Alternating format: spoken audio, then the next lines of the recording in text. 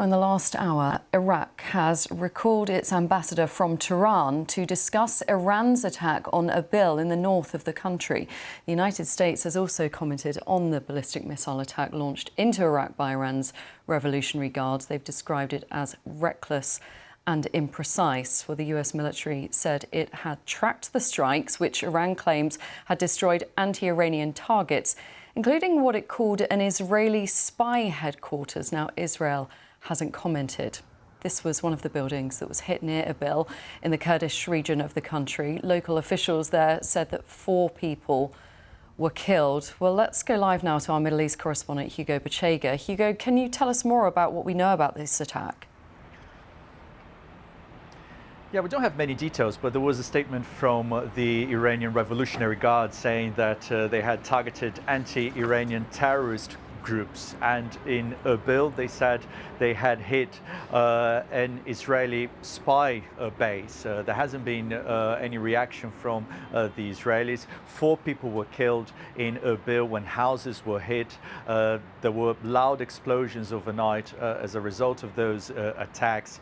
Air traffic had to be temporarily suspended at the city's airport, and the Iranians also say that they targeted positions of the Islamic State group in Syria, and they say that this was in retaliation to attacks. The Islamic State group said it was behind a major attack in Iran earlier this month that killed more than 80 people at a memorial service for the top Iranian commander Qasem Soleimani. But a lot of the focus is on what happened in Iraq. The Kurdish authorities have described these attacks as a crime against the Kurdish people. And again, this is happening as there have been concerns about an escalation of the violence across the region, sparked by the Israeli war against Hamas in Gaza. What does this mean, Hugo, in terms of the rising tensions that we know are escalating in the region? So we're watching 2 different situations here that are interconnected. First, the Israeli military offensive against Hamas in Gaza, which was obviously sparked by the Hamas attacks on the 7th of October in Israel. And these attacks that have been happening across the region, attacks that have been carried out by groups supported by Iran. You have Hezbollah here in Lebanon, which has been carrying out attacks targeting Israeli positions almost every day. The Houthis in Yemen, who've been attacking commercial vessels in the Red Sea, and obviously that has led to a response by the US, by the UK against Houthi positions in Yemen.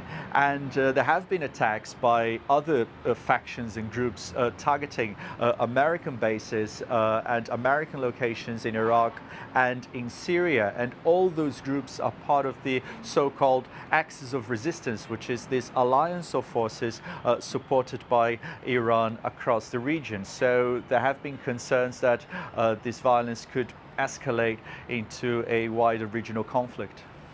Hugo, thank you. Well, for more analysis on this, earlier I spoke to defence analysis and the BBC's former defence and diplomatic correspondent, Jonathan Marcus. There's a certain amount of confusion on the Iranian side and from the Iranian statements. The statement from the Iranian Revolutionary Guard Corps suggests also that the attack into Erbil in Kurdistan was also in some sense related to retaliation or a response to the bombing of this memorial service that you referred to. So it's rather strange. And there were also attacks very near a new American consulate that's being built there. Also, the Kurdish authorities are saying that they shot down some drones in the vicinity of Erbil airport, where again there are some American forces, we believe, based. So all of this is rather shadowy and unclear.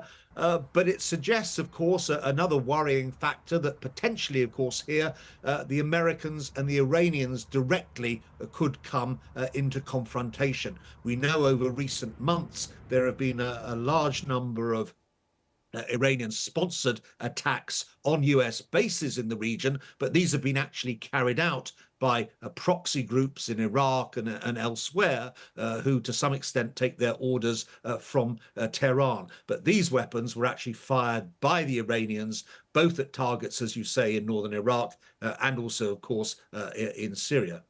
Jonathan, you mentioned the shooting down of the armed drones there, and this, of course, all comes amid those rising tensions in the region. Can you just briefly tell us about that? Well, look, there are essentially two overlapping sets of conflicts going on. The first is obviously the war between Israel and Hamas in Gaza. That has prompted other actors to pitch in to varying degrees. We see Hezbollah fighting across Israel's northern border to an extent. Obviously, the Houthis shooting missiles at Israel up the length of the Red Sea, but also, of course, crucially, and this involves Britain, attacking commercial shipping lanes, and Western warships who are trying to protect them. So what you have here really are two sets of conflicts overlapping. One, Israel v. Hamas and the ramifications of that. But of course, behind that, the much longer running and wider conflict between a low-level conflict, if you like, between Iran and its various allies in the region and Western interests more generally, and the United States in particular.